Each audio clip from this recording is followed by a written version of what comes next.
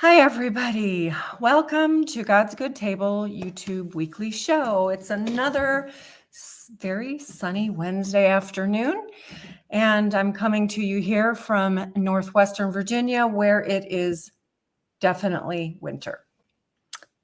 Winter's a good thing. If we've got to have winter, we might as well let it be real.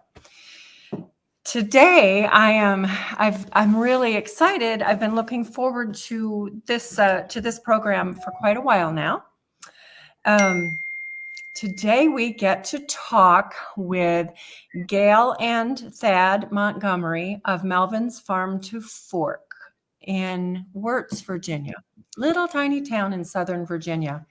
I have visited their farm after they invited Aaron and I to come with God's Good Table to do an event at their place. And so that is the event that we've been talking so much about for the end of April 19th through 21st at Melvin's Farm to Fork in Wirtz, Virginia.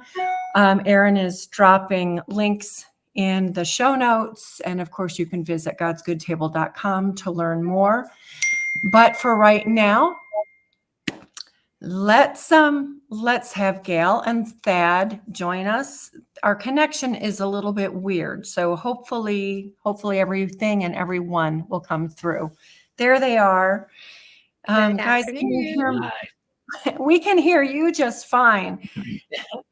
So as long as you can understand the questions and whatever comments I'm making, so you can go on from there, then we'll be good. Last week, we had a delay when we were talking with Lily from Hearth and Homestead. That was a little difficult. Today, hopefully you can make out our voices. So Melvin was Thad's father, and we're going to open up with a little bit of history about you guys, the farm, and what it's all about. So there's a photo of Melvin's Farm to Fork store. Thad, do you want to start us out with telling us a little bit about the farm and who Melvin was and what you all are doing now? Sure. Melvin was my dad, and he took over the farm from my grandpa in 1972 when my grandpa was killed in a tractor accident. And he was out of the box thinker, and he did things a little differently than everybody else. He always planted cover crops, and he started no-till when no one else really knew what it was. And we've kind of kept that going. We've always fed a high forage diet to our cows. He passed away in 2015, and we started the store in 2020, I think. And a great time to be starting a new business venture. For sure.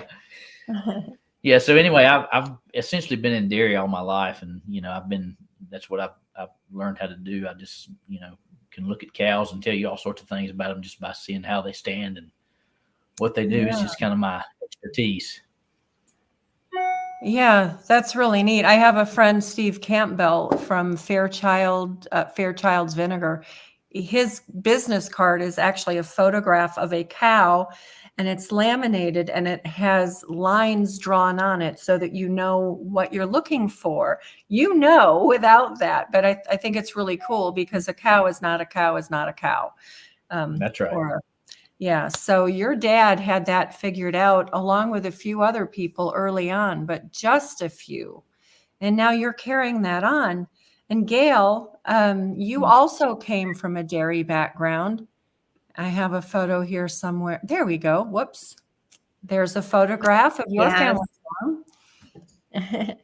It is. That's actually the farm that I never saw because by the time I was born, that had been bought by the city of Charlottesville and it's currently where Penn Park is now. So as a youngster, we would go on field trips and I would play on there, but I never saw it when it looked like this. In 1976-ish, my family moved to Greene County, Virginia, and began to dairy there. And then in 1997, I came to Ferrum in Franklin County, Virginia, and stayed afterwards. And a little while later, I met Thad and decided that I couldn't not be on a dairy farm. So we've been married and dairy farming ever since.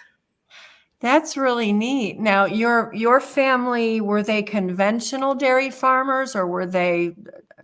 Yeah, we shipped to a co-op my whole childhood, and just, it was a family farm. My granddaddy milked and my dad milked, and I often was with them and spent a lot of time in the barn growing up and helping with baby calves and all that good stuff. So yeah, we were conventional dairies, just shipping to our co-op, just like Thad's family was. And then along the way in our marriage, we were able to kind of bypass the conventional system to switch over to doing some raw milk work at this point now.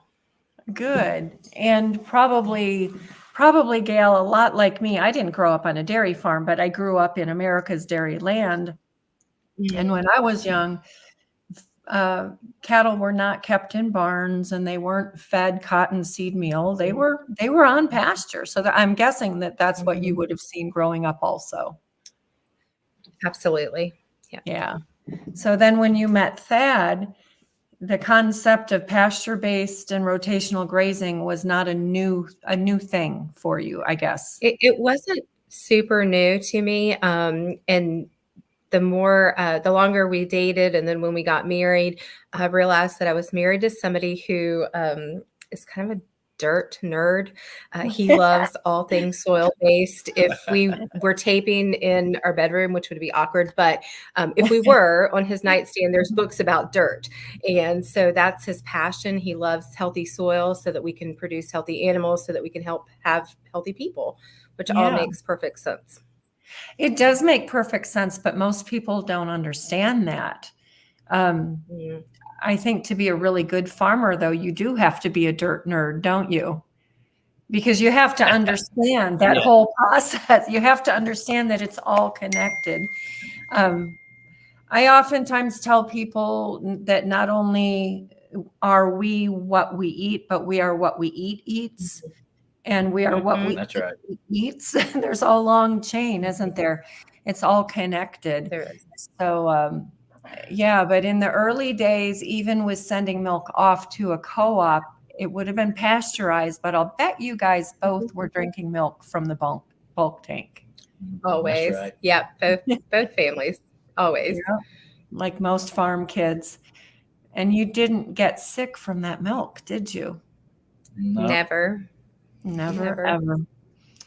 I think if unpasteurized milk was as dangerous as some would have us believe, we wouldn't still be farming it. People would have figured out a long time ago before pasteurization. So now here you are, and for some reason I can't. I'm just going to stop there for a moment because that is such a cute picture. Look.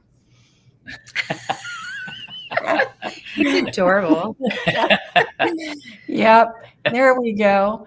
There's Thad when he graduated high school. Now I don't have a marriage picture of you, but there's a picture of Melvin's brothers. Thad, do you want to say anything about them? I think Gayle said that they still show up now and then and still help on the family farm. They do. There are lots of stories to tell about those two guys. But they are my dad's brothers, and they're both in their 80s now. One of them lives right at the end of the driveway. He got a small piece of the farm, and then the other one, he actually moved off the farm. He's about 6 miles away, and he started a agri support business in the 60s, and retired from that, I don't know, 3 or 4 years ago probably, and he's kind of just doing whatever he wants now. Yeah. which does not exclude coming to the farm. That's pretty neat. That's right. He likes to help cut silage still. We still make some forage in the spring and fall, and he likes to help with that. Yeah. Well, that's really neat. So we've got Melvin, and then we've got Okay, these are not in the right order. How did I miss the one that I'm looking for? I guess it's way back here. Sorry, I can't see the full layout. That's what I'm looking for. So there's a picture of the Montgomery family now, although this picture is a few years old. It is. It's missing our baby. So the oldest 3 kids are all now 20, and Heath and Heidi are 12 and 11, and we have a 2-year-old that we potty trained this week. So we are very spread out. There's 18 years and a day between our oldest and our youngest. So Eli did not make it to this picture. Eli was not even thought about in that picture. So yeah, that's a funny picture to look at right now. But it's a sweet picture. It's all I could find and all I had. Yeah. But there's your store. And let me go back here. I have a photo. There we go. When I came to visit, you guys made a beautiful spread of food. And it was wonderful. It was good food. It was great company. And we enjoyed talking about ideas and plans for our event coming up in April. So you guys also do host dinners there and other events from time to time. We do. We have classes at our store. One of the things that we realized early on that is that one of the main purposes for our store is education. And that's whether we're talking about the food that we're growing and how it's superior to what you're going to find elsewhere in the grocery store, or just other things that people should know how to do. So several times a year, we offer sourdough bread classes, which have been a huge hit. We have some gifted craftspeople in our area. And so I have a lady who comes and teaches how to make goat's milk soap and stuff like that. So we've done some really fun classes. Megan Sanctuary, who's actually one of the speakers for the event, taught a couple of classes. She started out, her first class in the store was a class about how to make raw milk baby formula. And it was very timely because there were shortages, I think. And and then she also came back and she taught 2 series worth of classes on nutritional healing, just how to heal your gut after years of abuse from processed food. And people are hungry for that information. And then we ended up at the conference and meeting you. And so that's where all this really came from, because we were just fascinated. There's so much information out there. There is, and we need it out there for more people. And of course, as you know, we have a mutual goal of educating people. And we especially want to reach out to God's people who tend to not realize that God gave us a blueprint for health and wellness and a way back when we're not in good physical health. So that's the purpose of our upcoming event. And Megan, I'm so excited to hear her speak. We are going to definitely have her address gut health, because without good gut health, nothing else can fall into place at all. That is super critical.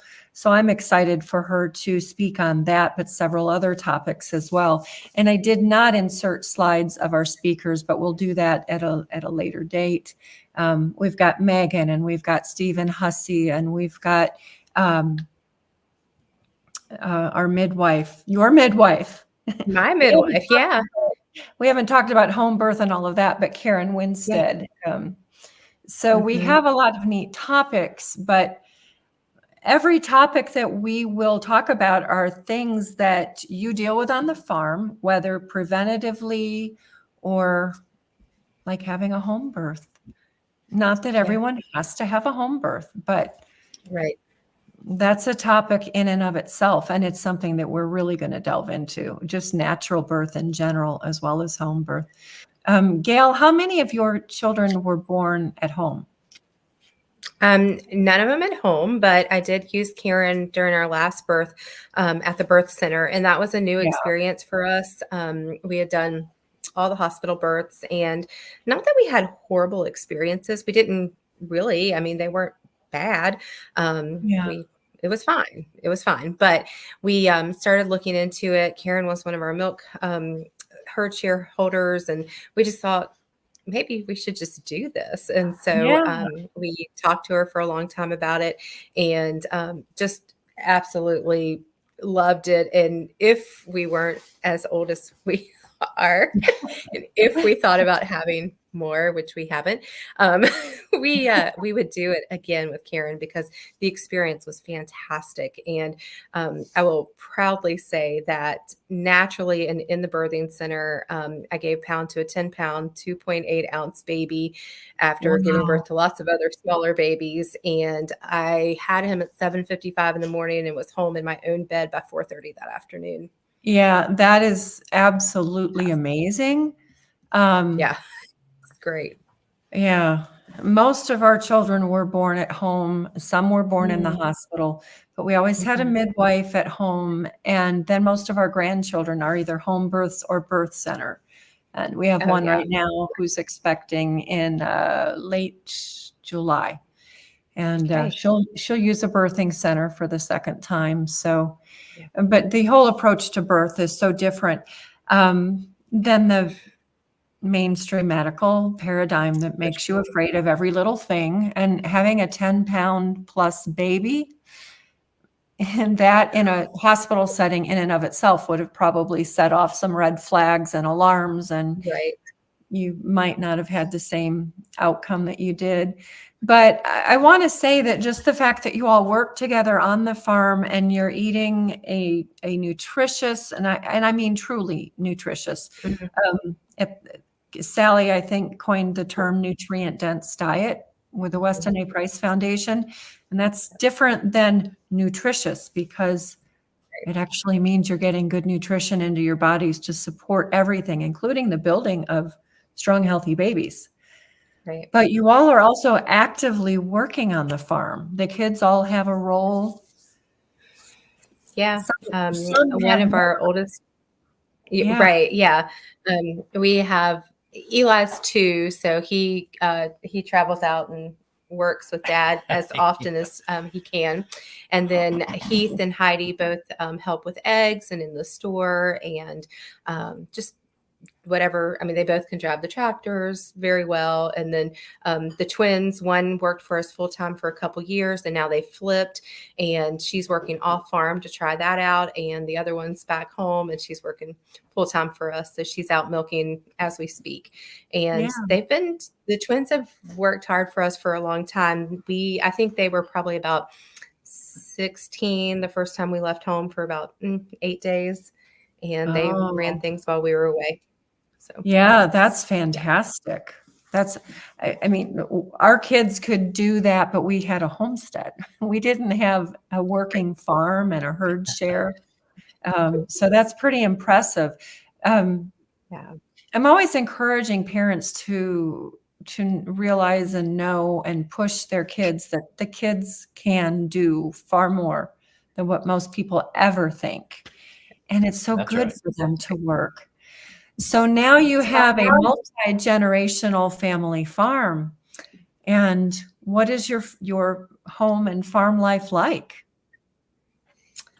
Busy. Busy.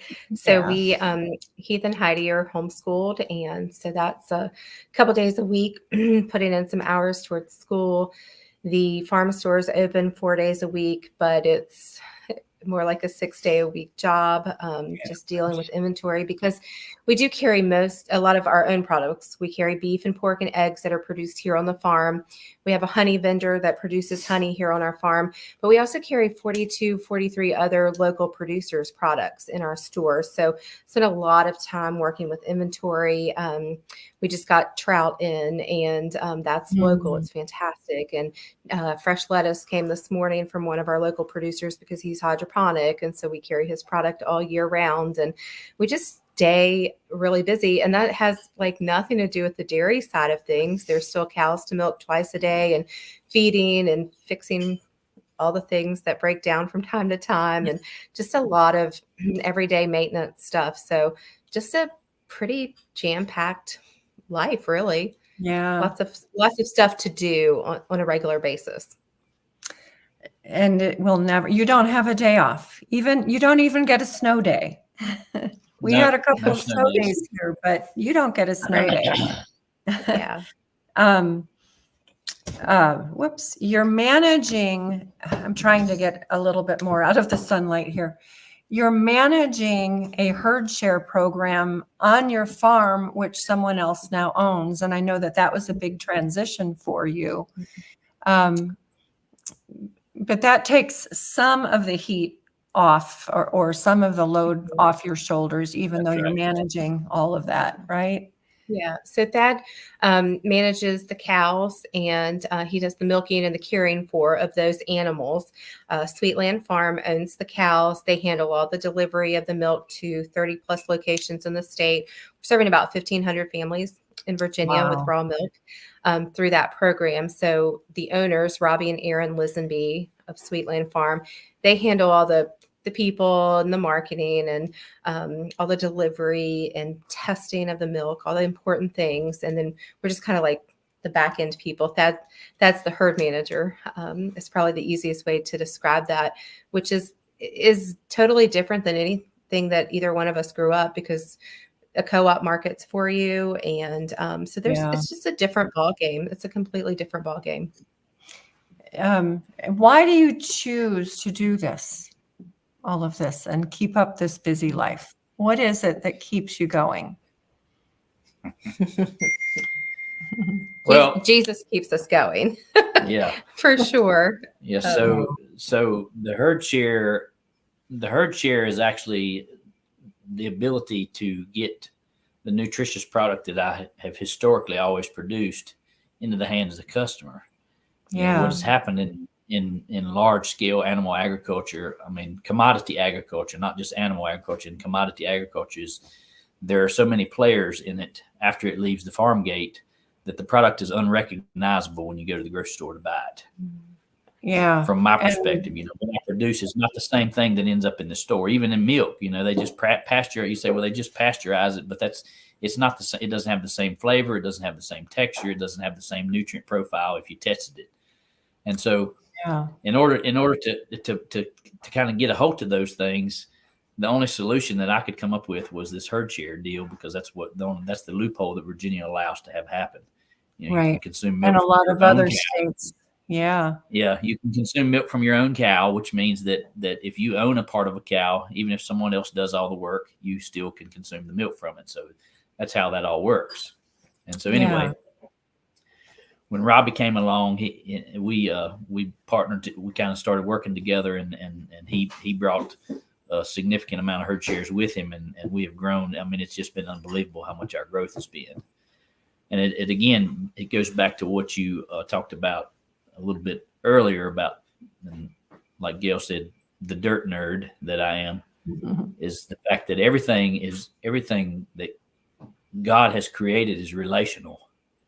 Yeah. And so, and until we begin to understand what those relationships are supposed to look like, you know, we don't really have the ability to unlock the potential that's there for food actually to be medicine. Right. So it's really a learning experience. I mean, you know, that's what drives me every day, is learning something new. Good. And I think that we all should be lifelong learners. I know I don't feel like I even understand a fraction of what there is to understand about health and wellness or anything. So I appreciate that about learning something new every day and wanting to learn something new, never being stagnant. Then life is interesting. That's right. And you intend to keep on going and hand this down to your children and your grandchildren, I'm assuming. If they want it. Yeah. So one thing that I want to help our listeners understand is why this is important, why small family farms are important. Why is it important that you rotationally graze and raise your animals naturally? Why is it important that we be different? And why is it important that people like me, who I'm no longer milking a cow, obviously, like I used to, why is it important that we have access to farmers like you and your products? Well, the simple truth of the matter is that we're all in the energy business, and the energy comes from the sun. And so yes, photosynthesis is really the key to all this. However, we have to understand the grass physiology in order to perpetuate the animal physiology. But in order to understand the grass physiology, we really have to understand the root physiology and the microbiology physiology and how they work off the sunshine, even though they can't stand the sunshine. So if the soil is bare, it actually cooks the microbiology, and the microbiology begins to die. But with a proper cover, which comes from rotational grazing, if you let the grass grow, eventually the grass will become dormant because it can't grow anymore because it's too thick. And so the photosynthesis begins to reduce and the microbiology begins to reduce. And so the answer to all that is how to get more carbon in the soil, which all the microbiology lives off of, is ruminants.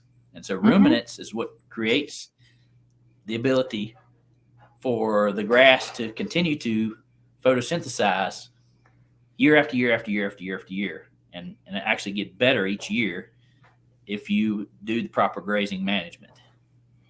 And I think another aspect of that too is that you're constantly building soil instead of depleting soil, right? And that's right. important. The majority. The other thing about you want to talk a little bit about local. The one of the biggest problems we have is as human beings, and we're all guilty of this, regardless of what we do, is we live in the mindset of extraction economy. And so we extract whatever we can get out of whatever it is that we're doing to benefit us as much as we can. And so agriculture is no different than any of the rest of it. And it's gone that way for a variety of reasons, and we can't really, it's since the beginning of time, really. George Washington's farming journals indicated that the King of England only wanted tobacco grown, and so the farmers here grew tobacco after tobacco after tobacco after tobacco till the land wouldn't support it anymore, and then they moved somewhere else. And so the economics of this stuff and the cash crop of it gets in the way of us really realizing how God intended for it to be, and the holistic idea that we can do what we can do. And it supports the environment at the local level gets healthier, and the economics at the local level gets healthier, because the more of that microbiology that you get to live, the cheaper your input costs are, and the healthier your animals are. Yeah, and Heath was, I don't know how old Heath was. He was probably about 4. He spends an extraordinarily large part of his time with his dad and learns lots of things. And we were in the grocery store. There were pictures of farmers hanging up around the produce section. And he said, "Mom, where did these carrots come from? They say local." And I said, yeah, they do say local. And he said, "Well, who's the farmer that grew them? Because I know all the farmers in this county." And I said, "Well, actually, the farmer up here grew them, this picture here, and it looks like he's from Georgia." And he said, "Mom, Georgia's not local." And I said, "You're right." So when he was 4, which would have been 8 years ago, I had this epiphany moment where I understood the fact that we had to redefine local, because we've kind of gotten off base with that word. It's overused in our vocabulary, just like the word love is, just like a lot of words in the English language. But we've started using local for so many things. And what does local really mean? What is the mileage radius of a local product? And so one of the things that we love doing is connecting people with their food in our store. And so when you're in our store, you'll see signs that tell you exactly where that food is produced. And so I'm in Wirtz, Virginia, which is Franklin County, but you may have something from Rocky Mount, Virginia, which is 10 minutes down the road, or something from Floyd County, which is the next county over. It's still 30 minutes away. And so they're truly local products, and we're just redefining what local really looks like. I also think it's important when you're going to put something into your body that can either help or harm it, that you know where that came from, and that you have the ability to shake the hand of the person who produced that food. And so I want that to be one of our goals. And even if you can't produce, maybe at my store, you can't really shake the hand of the guy who produced your chicken, but I can. because I see him on a regular basis when I get his product in. And so it's been really neat creating. I didn't even know this was a thing until a couple weeks ago. We attended a farm to table conference, but people were talking about food hubs and food webs and things like that. I'm like, well, that's kind of what we have actually, because we are connecting people with their food here in this area. We have customers who have not been to Kroger in over a year. And I love that. That just makes me giddy with excitement, honestly.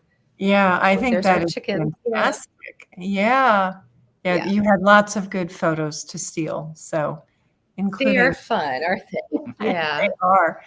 I loved this photo because the cow's out in what looks like maybe sorghum or what it is is. Yeah. Yeah, Sudan they're out. grass. Yeah, so that's the local thing. You mentioned a couple of things that I think are key. One is that when you're actually getting things that are truly local and that they're then at their freshest, presumably, in which case the fresher the food, the fresher the product, the more nutrition remains and the better the flavor. So like those carrots, they were probably picked 2 weeks before they were ever put on the shelf.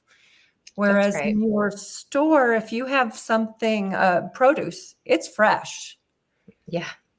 And your milk is fresh. And the monetary value remains within your community, which is so important.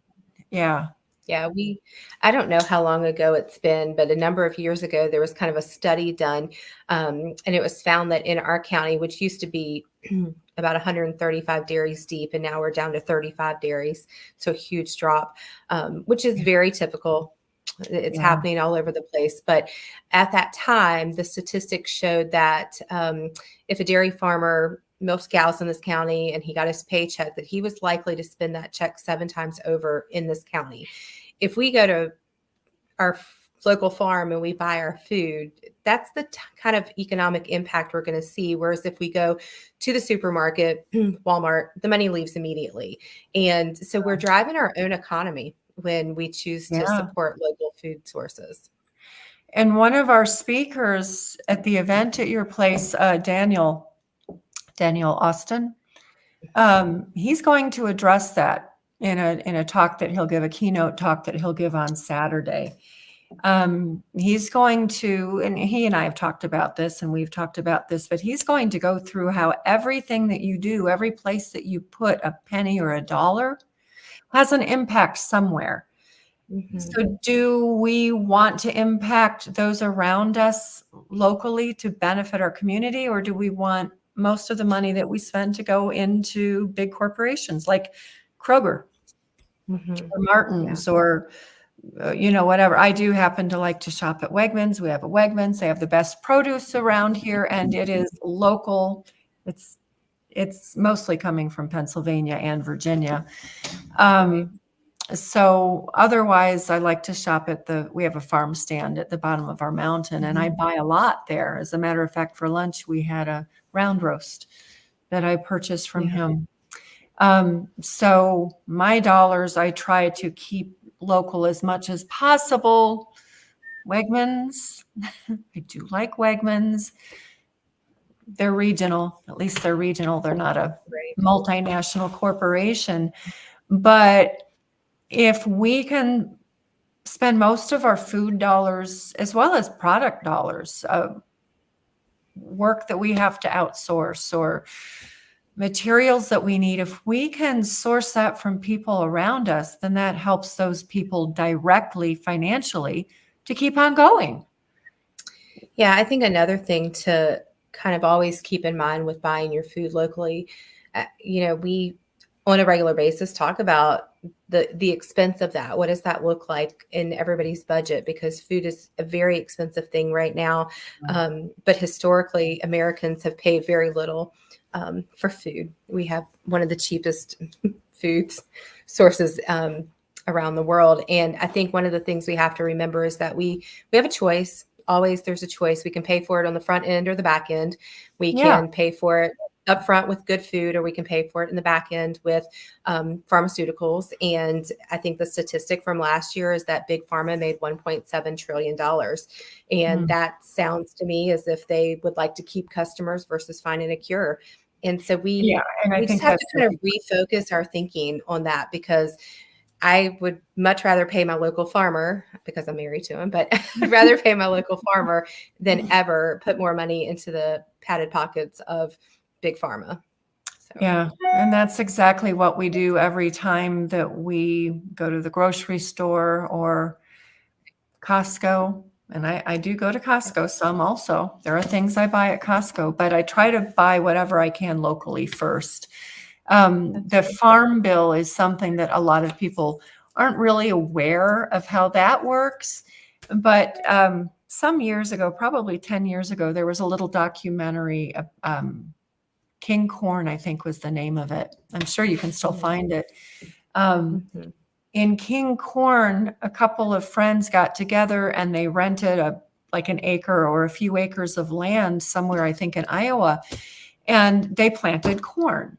Their whole idea was to study the economics of just corn, and they weren't even talking organic or best practices, just corn. And the gist of it was that at the end of the season, they were in a hole. They were in debt for seed and for chemicals, as well as equipment. So they not only weren't making any money, they were actually in debt until they got the check from the USDA from the Farm Bill. So the US government actually subsidized their farming, but that was conventional farming.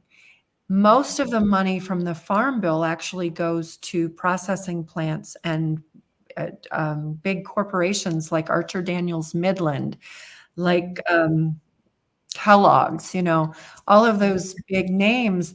Most of the money in the Farm Bill doesn't go to farmers.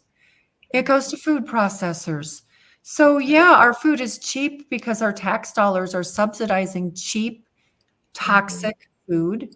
Whereas farmers like yourselves, you're dependent upon consumers. And I think it behooves us all to strategically spend our dollars, especially our food dollars, to support local farmers who are doing things right, who are growing regeneratively, naturally, and who are not dependent upon that check from, as Joel would say, the USDA. I love these little sayings. That's one that I like in particular.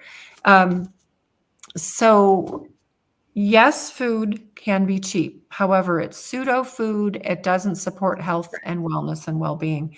We have so many birth defects and disease in this country, and it's almost all related to the food that we're putting into our mouths. It is. Yeah.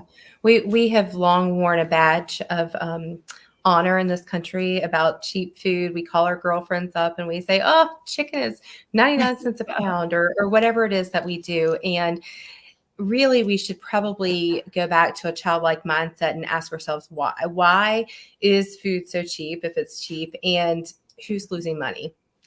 And I think those are two important questions. That, in addition to, is this real, and is it going to help or harm me or my community, really? Yeah, those are all important questions to ask. And I personally am committed to supporting my local family farm. I brought some product home from your farm. You did, yeah. Yeah, I brought home a couple of things, which I enjoyed. I wish you were closer, but you're 3 hours away. So I can't do that regularly, but at my little farm stand, which is closed for the winter. And so I'm suffering because my chickens don't give us enough eggs, and I can't just go to the farm stand and get them. Not right now. I'll get them from my daughter and from anybody else I can locally. But I just want people to understand that small family farms, in particular regenerative family farms, not the mega farms, not the conventional farms that are millions of dollars in debt for their overhead, and they don't make anything until they get that check from the government. And they're indebted to lenders for not only their lifespans, but their children's and even their grandchildren's, because they're not using best practices. They're not following God's laws and God's ways. And so they're relying on chemicals and genetically modified seed and massive infrastructure. I'm so glad that you guys did not go that route. Were you ever tempted?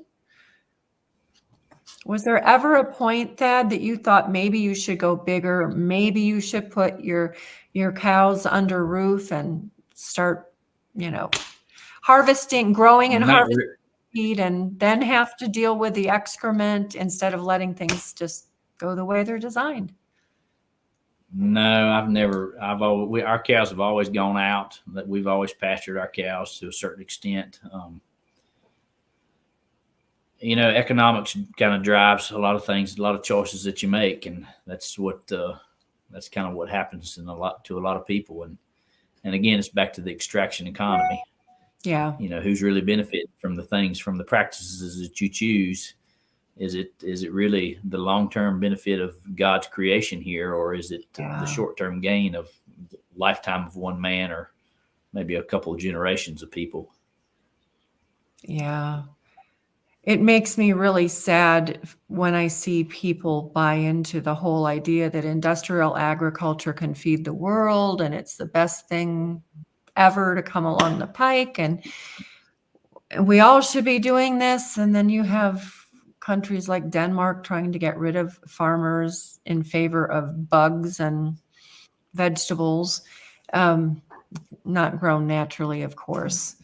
And to me, farming is such an admirable profession, and one that we just cannot do without. And I want to see us go back as a culture, go back to holistic, traditional, regenerative, whatever adjectives you want to use. But I really want to see us go back to that. And that's not going to happen until consumers understand the value. And that's the biggest reason why I wanted to talk to you guys today. People can see your faces.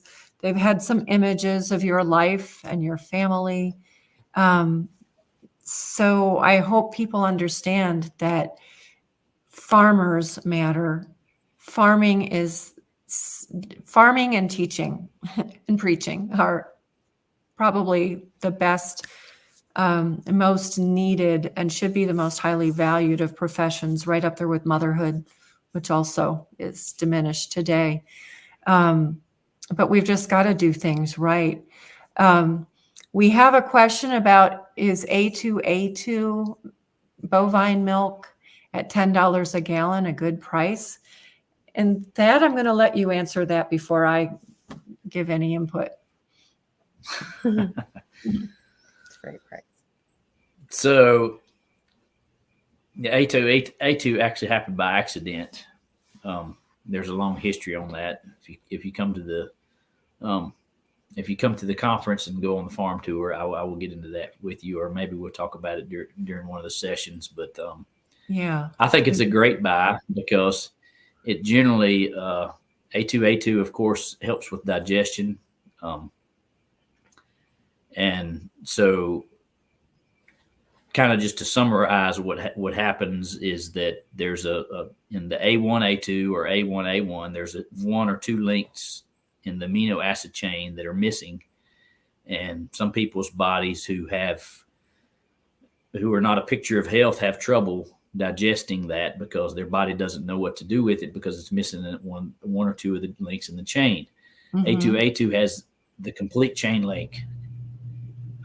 From A to Z, it's all there. And so your body knows exactly what to do with the milk, and it knows that it's a healing food, and it knows what to do with it and how to digest it and how to deal with it. So that's, in essence, what A2 is. Yeah, and $10 a gallon is a great price. Regionally, that's typical for this area, but West Coast prices, sometimes $25 a gallon, $40 a gallon for raw A2 milk. So $10 is a steal.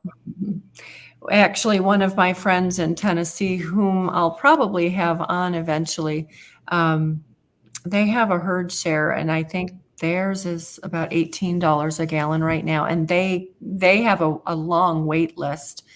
It's because there are not enough people doing it. And it's not that they're trying to make a huge profit, but they need to make a profit just like you do. And they've got some hired workers that help them that they have to pay. So that question comes up about price fairly often within our discussions amongst Weston A. Price Foundation chapter leaders. How much is too much? And I want to say, first of all, we have to understand the value of what we're talking about. If the farmer is doing things right, as you are, then that product has a very real value, and you deserve to make a decent profit, just like anyone else does. But I think that because we're so used to cheap food, especially in the grocery store, and as we've already talked about, it's funded by our tax dollars. That's why it's cheap. It's not because the farmer's making any money either. It's because the creameries, the processors. You can probably remember in the probably early 2000s that the dairy industry was kind of collapsing. Farmers were not making enough money to continue while the creameries were having record profits. When I say creameries, I mean the co-ops, the processors, like in particular Dean Foods was one that came to mind. They make a profit because, and this was part of the annual update from the president or CEO of Dean Foods. Well, we can get our fluid raw milk so cheaply that it allows us to make these kinds of profits. So, okay, instead of you, Thad, earning a decent living, you can just go under or sink in debt because the processor wants to make not just a buck, but a lot of bucks. We did some math years ago when we were still conventionally farming, shipping our milk to the co-op. And at some point, milk had gotten really, really high in the grocery stores, about $4.29 a gallon. And when we broke that down and looked at it, the dairy farmer was making 89 cents from that $4.29. And out of that, you're paying your mortgage, you're paying your feed bill, the upkeep on your equipment, any help that you have, building maintenance, vet bills. Yeah. There's more than that, I know, but just thinking about those things, man, that's a lot of money going out. For sure. Now, one of my Mennonite farmer friends up in Pennsylvania years ago told me that when they switched from conventional farming to pasture-based farming, their vet bills went to almost zero. They had one vet bill that first year that was from one of their horses running through barbed wire. But because the method of farming is so much healthier for the land, the soil, the animals, and for us, they weren't having, and several farmers who had previously farmed conventionally told me the same thing. Actually, I think we talk about that in an interview that's on our channel here with Edwin Shank. When you're keeping your cattle in a barn or whatever animals they are, chickens, whatever, and they're all in a building and they're not out doing what God designed them to do or eating what God designed them to eat, they're not going to be really strong and healthy. And so you're going to have vet bills. And you're going to have a lot of losses. And I'm not even going to go into that stuff. I'm sure you've seen plenty, but just in the losses because livestock are not healthy and they can't stand up. Right. Sometimes literally. So we need to be doing things that are good for the microbes on up, right? That's right. We do. We also need to, as part of the education piece of the pie, I think that we've allowed the USDA to label things a certain way that's not at all what things really mean.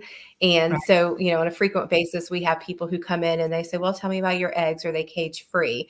And if they're wanting truly cage free and that's what they're buying at the grocery store, I think they'd be shocked by what that definition really is. It just means that the chickens have to be out of the cage for a very small amount of time every day, whereas ours are out on pasture for lots and lots of hours every single day, like way more than the majority of about daylight, really. And I think that we've come to accept labels to mean what we think they mean, and they just don't. Yeah. And so part of our job is to educate what that really means.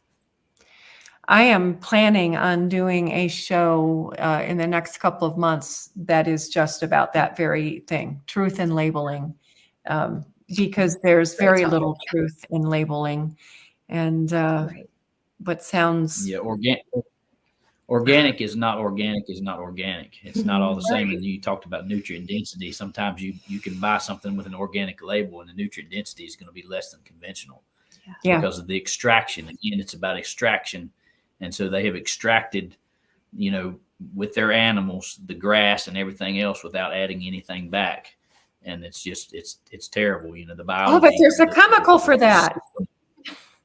Yeah, the relational system has to be primed before you can really switch to organic and have a good product. And so then that all comes down to the microbes and the soil biology. Yeah, you can't replace those microbes or the inputs of cattle or chickens scratching the surface and depositing all of their good manure and eating the bugs, and which is natural pest control. God gave us everything in total perfection. That's right. Absolutely. We screw it up so bad. That's right. That's right. It's the extraction mentality, and it's our specialization too. We're you can take the medical profession, for example. You have a specialist about all this stuff, but if you don't put the pieces of the puzzle together about how the human body really works as a holistic, as one unit, then you really can't.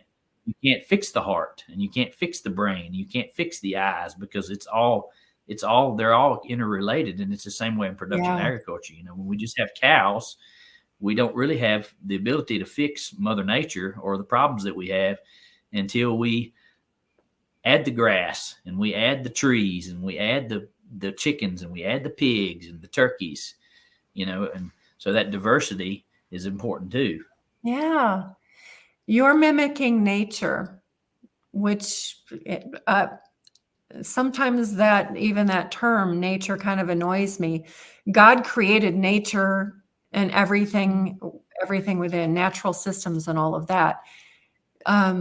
We should always be replicating nature, which means replicating God's design. So if you, for instance, watch a herd of wild horses or oxen, not oxen, because they wouldn't be wild. And why wouldn't they be wild? Some people might wonder that. You might want to explain that. I shouldn't have used oxen as an example, because they're steer that have been castrated. They're bull calves that have been castrated. Yeah. So in the wild, that doesn't happen. But you understand the gist. If you mimic, for instance, buffalo or any other ruminant animal, and you watch them anywhere on the face of the planet, you see how they live, you see how they move, you see what they eat, you see what they do. Anytime you interrupt that natural cycle, you're going to have issues. And conventional farming completely disrupts the natural cycles, whereas what you're doing is mimicking God-given natural cycles. Am I correct? That's correct. Yeah. Not trying to take pieces away. So I believe that none of us can truly be healthy if we're not following God's plans all the way through, including for health and healing. I believe in preventative care, and that primarily from food, like the foods that you guys are producing. If we're not putting the right things in, plenty of good, clean water, real food, not supplements and not fake food. if you're building soil instead of depleting soil and allowing the animals to live the way they were created to live. Only by consuming those kinds of foods can we truly be physically healthy. Would you agree? That's right. And then if we want to come back to good health, comes from the sun. It all comes from what? The sun. The sun. From the sun, yes. Which is driving me bonkers here in my office today. From the sun to the microbes in the soil. Yeah, we're eventually going to take care of this problem. But anyway, if we're doing everything right, we can build good, strong health and strong, healthy babies. When we are experiencing health issues because we haven't abided by God's natural ways, or things have been thrust upon us for one or another reason, I believe we also need to go back to God's way of health and healing, including especially using food as medicine. And when I say food as medicine, that includes herbs, which can be taken as food, and non-toxic healing modalities. So all of these things are what we'll be talking about on your farm, April 19th through 21st. Early bird registration ends really, really soon, another week and a half or so.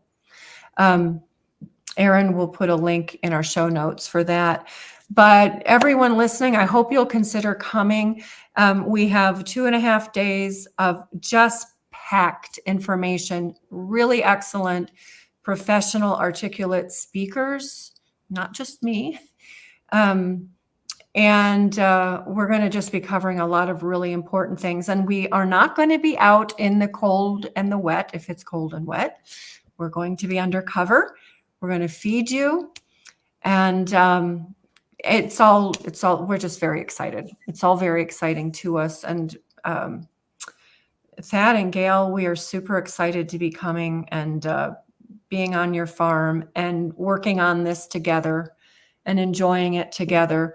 So I hope our listeners will consider coming and register. Is there anything else you would like to leave us with before we sign off for today? No, we would just love to have you here. We always say that this is not our property. It's a gift from God, and we're just the stewards that have been placed here. So come and join us for a weekend of learning and fellowship, because we'd love to have you. Yeah. Thad, anything to add to that? No. Where can people says it? Yep, I think it does too, better than any of the other words we've already spoken. Yeah. How can people find you on social media or online? Yeah, on social media, we have a private group. It's called Melvin's Farm to Fork Store. So the whole thing written out, just request to be a part of it and we'll let you in. And we just like to keep that kind of private. And then on the internet, on the World Web, is that what it's called? The international web? Yes. The World Web. We're at Melvin's Farm, 2 fork.com. Okay, very good. And I love the content that you put up, by the way. You shared something the other day. I don't remember what, but I just really like it. It's wonderful to be part of this whole community where there's so many like-minded people who really genuinely care. And I love to see what people are doing, including you. So, and I can live my little farm girl life vicariously by watching you. Yeah. I miss my farm. So it's fun to come visit yours and others like it. So everyone, we're going to sign off for now. Next week, we are going to be interviewing Sophia Ang, our friend who wrote Nourishing Asian Kitchen and has a website titled Sprinkled with Soil. She and Erin and I are putting together also a luxury retreat in the extreme northeast of Maine in a beautiful, pristine place that's just, it exudes tranquility. So we'll talk about that next week with Sophia and her book and how that came to be. I'm really excited. And Gayle and Thad, you might really enjoy listening to that conversation too. You may or may not have met Sophie before, but But that's on the agenda for next week. And the week after that, the 31st, we'll be interviewing Sally Fallon Morell and talking especially about good fats, bad fats. So that's it for now, everyone. Thank you for joining. Please do like, subscribe, and share. It really is helpful to us if you do that. So thank you very much. It's good to see all of you, especially our regulars and our new regulars. So thanks a lot. We'll see you next week.